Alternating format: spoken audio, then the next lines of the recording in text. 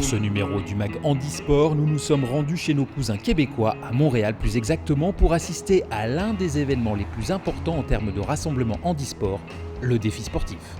Le défi sportif, c'est 5200 athlètes. C'est plus de 4000 athlètes du volet scolaire qui viennent de 12 régions du Québec.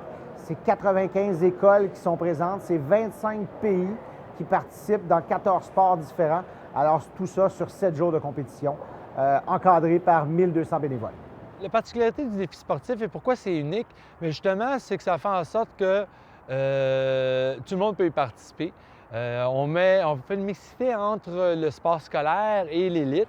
Les plus jeunes peuvent voir les plus vieux et peut-être aspirer à aller plus loin. Les plus vieux, on regarde les plus jeunes, puis ça nous rappelle nos débuts et ça nous remotive aussi à aller rechercher cette passion primaire qu'on avait lorsqu'on était jeune.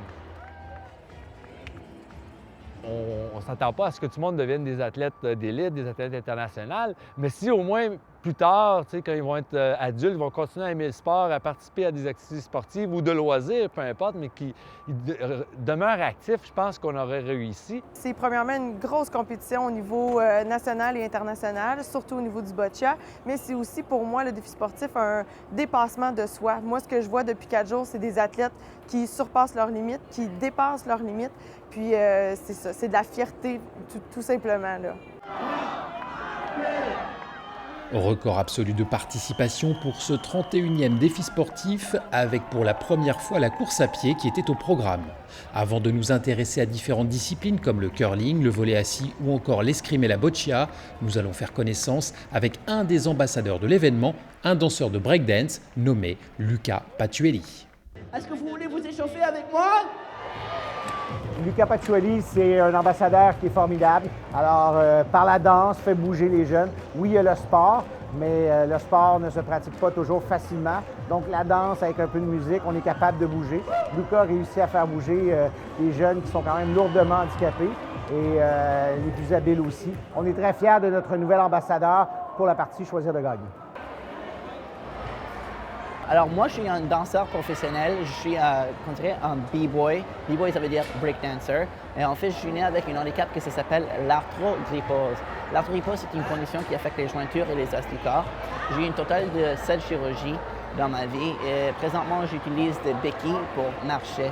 Mais j'avais créé un style unique utilisant la force de mes bras et mes béquilles comme une extension de mes bras. Alors, n'importe quel mouvement que je fais au sol, sur mes mains, je les répète aussi sur mes béquilles. En fait, tous les jeunes qui participent pour le défi sportif, ils prennent toute l'année ou plusieurs mois pour s'entraîner et représenter leur école. Ils font ça avec leurs amis. Et ça crée une atmosphère, une culture que ça va rester pour le reste de la vie de chaque jeune. Et pour moi, être impliqué en ça, c'était un très grand honneur parce que ensemble, on essaie de chercher les forces de chaque jeune et pas leurs faiblesses. Et on utilise ça pour utiliser leur maximum potentiel.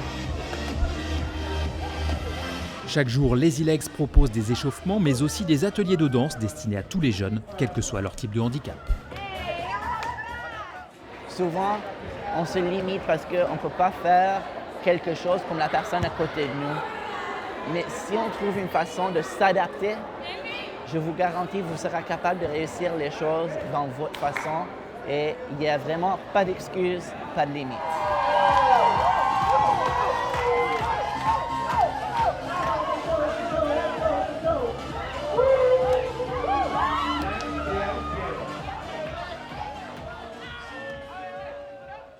Au même moment, à quelques kilomètres de là, dans l'aréna, se dispute le championnat canadien de curling organisé sur le défi sportif. Alors le curling, évidemment, nous, on lance une pierre d'environ 40-45 livres et le jeu, c'est d'être le plus proche du centre de la maison. On appelle ça la maison, vous voyez les cibles de couleur là, sur la glace. Alors chaque équipe a 8 pierres à lancer à tour de rôle.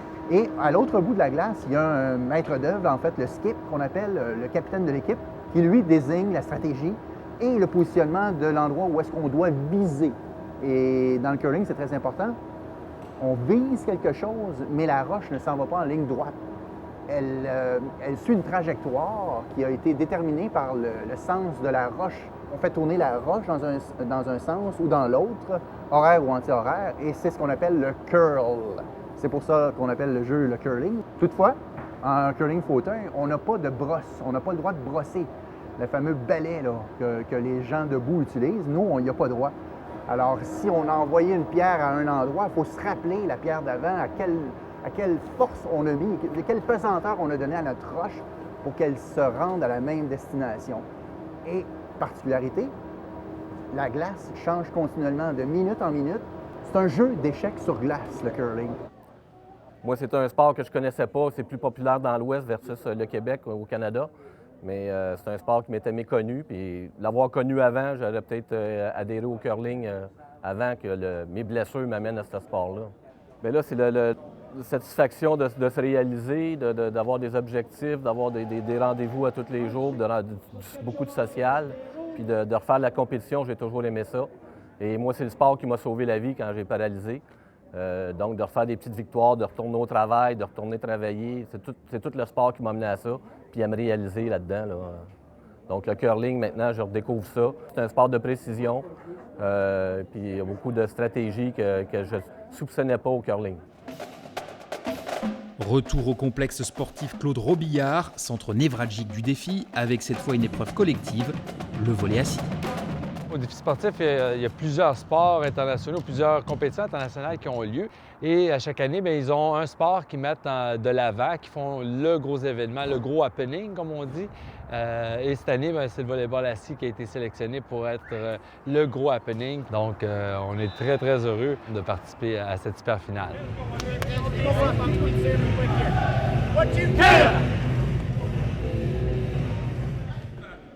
Le volleyball assis s'adresse à tout le monde, c'est-à-dire tout le monde peut jouer. Il y a des déficiences intellectuelles, l'autisme, paraplégique.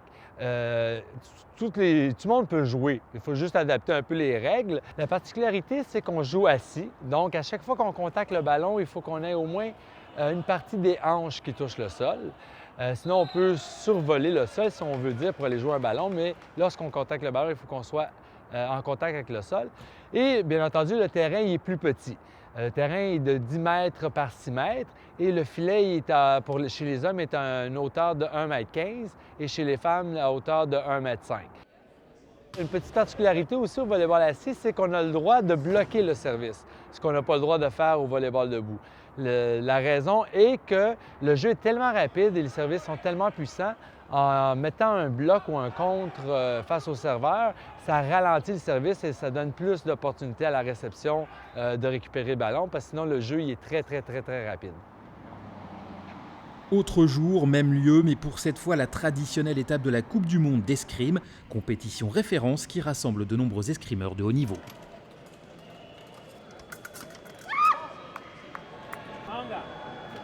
Donc cette Coupe du Monde a un caractère particulier parce que c'est un grand prix. C'est-à-dire que les points acquis sont multipliés par 1,5, donc ce qui donne une valeur ajoutée à cette épreuve. Malheureusement, ce qu'on peut regretter, c'est qu'il y ait peu de pays présents. Parce qu'il y a peu de pays européens qui ont fait le déplacement, notamment des pays de l'Est européen. Mais néanmoins, il y a quand même quelques très très bons tireurs, tels que Pender, Puison, qui sont les champions paralympiques de Londres.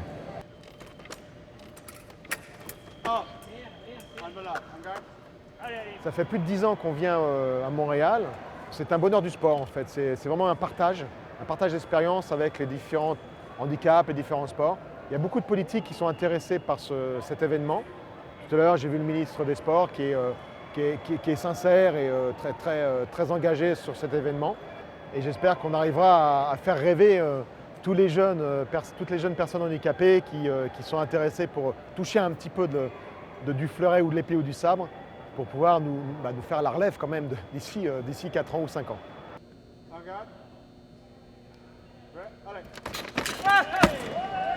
Le Français Robert Citerne s'impose dans l'épreuve de sabre individuel. Les escrimeurs tricolores terminent 5e au classement des nations. Rendez-vous au Parc olympique des Jeux de 1976 pour la boccia qui cette année accède à une reconnaissance internationale. Donc, le boccia est présent au défi sportif depuis vraiment plusieurs années, mais cette année, on a une nouveauté qui est le World Open. Le World Open, c'est une grosse compétition internationale qui, présentement, réunit 14 pays avec 75 athlètes. Donc, c'est la première fois qu'on voit ça là, au défi sportif. Les règles de boccia sont quand même assez simples. Ça ressemble un peu à la pétanque, mais les balles sont en cuir, donc ça se joue à l'intérieur. On parle de 6 balles rouges, 6 balles bleues pour compléter un jeu, ainsi qu'une balle blanche qu'on appelle le cochonnet ou le jack. Le boccia, c'est un sport qui peut peut-être pas paraître très spectaculaire, mais très stratégique. Puis moi, j'ai un esprit très analytique. Fait que j'adore l'aspect du boccia de ce côté-là. Il y a beaucoup de stratégie, puis la confrontation individuelle aussi, pays contre pays, joueur contre joueur, c'est extraordinaire. Les classes BC1, BC2, BC3 s'adressent aux gens qui ont des lésions au niveau cérébral. Donc, on parle paralysie cérébrale surtout, mais ça peut être traumatisme crânien aussi.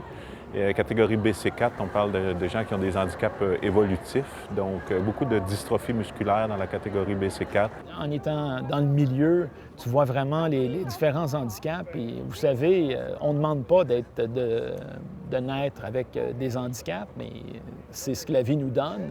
Puis moi, je trouve ça extraordinaire. On voit des BC1 qui ont seulement, peut-être, quand ils veulent lancer une balle, un moment de paisibilité où ils peuvent relâcher la balle. C'est toute beauté. Puis de voir des BC3 aussi qui, en principe, sont incapables de propulser une balle, mais qui ont quand même tout leur esprit. Fait que de pouvoir rivaliser à des hauts niveaux puis participer à des compétitions, c'est absolument sublime. Voilà, c'en est terminé du défi sportif édition 2014. On se retrouve très prochainement pour un nouveau numéro du Mag Handisport.